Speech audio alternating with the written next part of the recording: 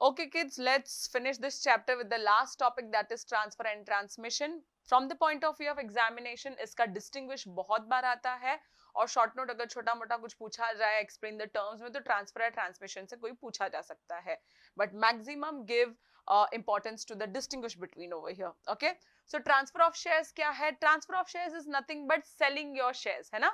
Any shareholder has a right to sell his shares for some consideration. Consideration मतलब पैसों के लिए, या तो अगर आप चाहे तो गिफ्ट भी दे सकते हो, बट ये चीज हम वॉलेंटरीली करते हैं, मतलब खुद से चाहते हैं कि हम लोग ये शेयर सेल करें या किसी को गिफ्ट दे, है ना. Every member has a right. Public company में it is freely transferable.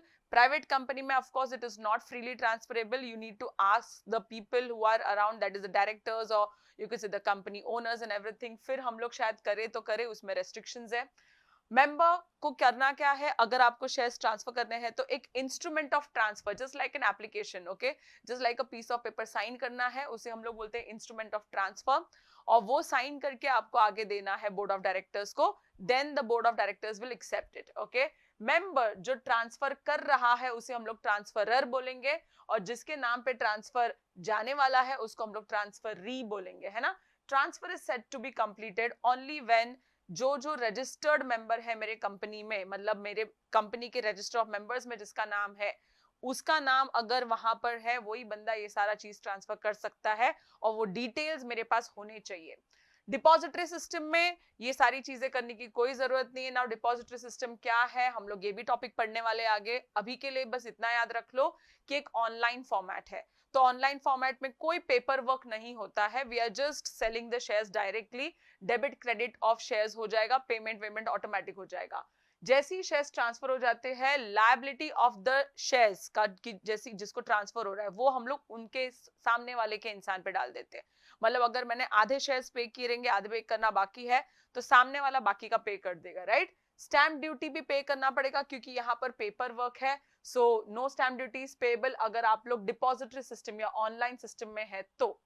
Board of directors के पास अथॉरिटी है कि वो आपका ये ट्रांसफर एक्सेप्ट करे या रिजेक्ट करे, तो हम लोग उसको बोलेंगे रिफ्यूजल ऑफ ट्रांसफर. ना रिफ्यूज करने के लिए उनके पास कुछ ना कुछ रीजन जरूर होने चाहिए, ऐसे ही वो लोग नहीं बोल सकते. तो रीजंस क्या हो सकते हैं कि आपने जो भी अपने आर्टिकल्स ऑफ एसोसिएशन में कुछ प्रोविजंस या रूल्स किए हैं, उसके अगेंस्ट अगर आप ट्रांसफर कर रहे हो तो अलाउड नहीं है. इंस्ट्रूमेंट ऑफ ट्रांसफर जो देना था वो प्रॉपर्ली फुलफिल नहीं किया है as per the companies act, तो अलाउड नहीं है. Instrument is not accompanied with your original share certificate, अगर आपने ओरिजिनल शेयर सर्टिफिकेट नहीं रखा है उसके साथ तो अलाउड नहीं है. एंड अगर कंपनी ने आपके शेयर्स पे कुछ लीन या कुछ जब्त करके रखे हैं तो ऐसे भी आपको शेयर्स बेचना अलाउड नहीं है, तो उस टाइम पे भी कंपनी के बोर्ड ऑफ डायरेक्टर्स रिफ्यूज करेंगे.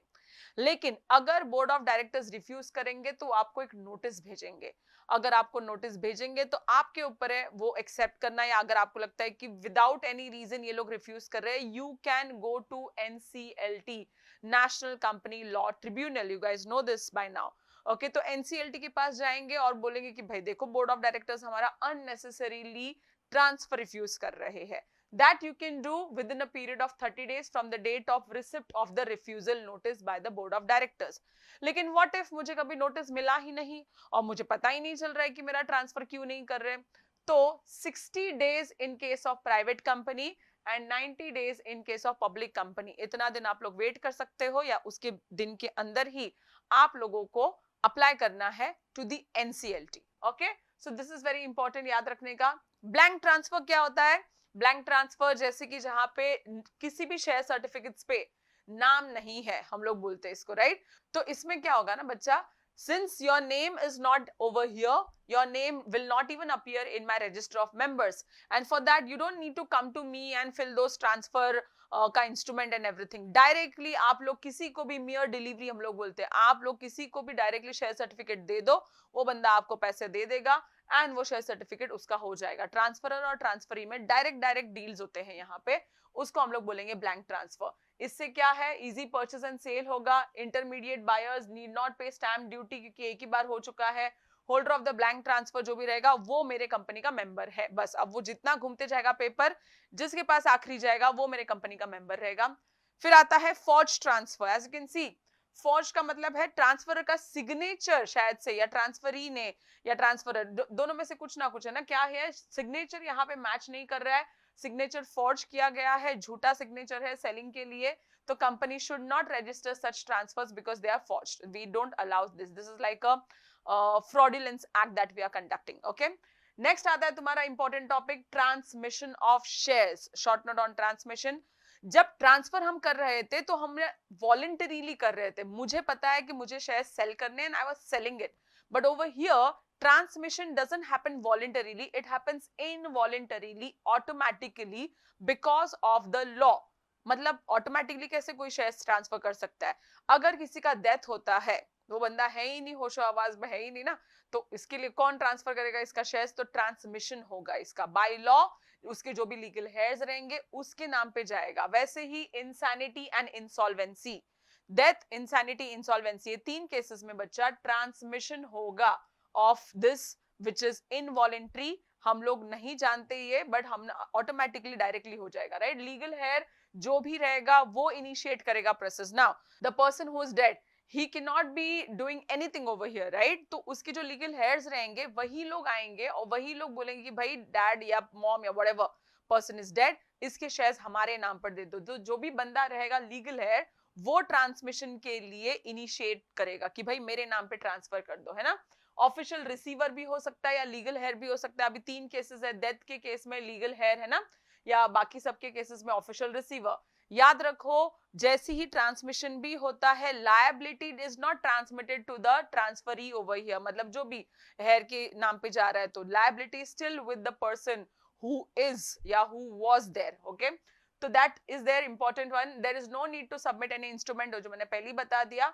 ये एक डायग्राम है जो शो करता है कि किसको जाएगा. अगर डेथ होता है तो लीगल हेयर को जाएगा, इंसैनिटी होता है तो guardian, the one who is taking care of that insane person, उसको जाएगा.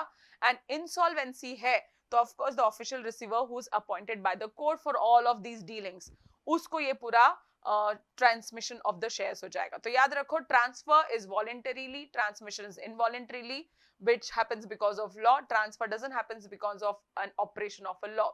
ओके, तो याद रखो उसमें कंसिडरेशन है, उसमें पैसा देना पड़ता है. ट्रांसफर में, ट्रांसमिशन में ऐसा कोई पैसा नहीं देना है. लीगल हेयर को या उसके ऑफिशियल रिसीवर को कोई पैसा नहीं देना है अपने नाम पे शेयर्स को ट्रांसमिट करने के लिए. 3-4 पॉइंट्स है, याद से बहुत अच्छे से पढ़ लो. शॉर्ट नोट के तौर पे पढ़ सकते हो या distinguish, but distinguish is most important, so make sure that you go over there and read that. Okay, यहाँ पे ये चैप्टर होता है टोटल खत्म. Please make sure that you read this chapter as well. Second and third chapters are most important. ये दोनों chapter, बाकी सब छोटे छोटे हैं, तुम देख लोगे, तुम्हारे से ऐसे ही फटाफट हो जाएगा. Thank you.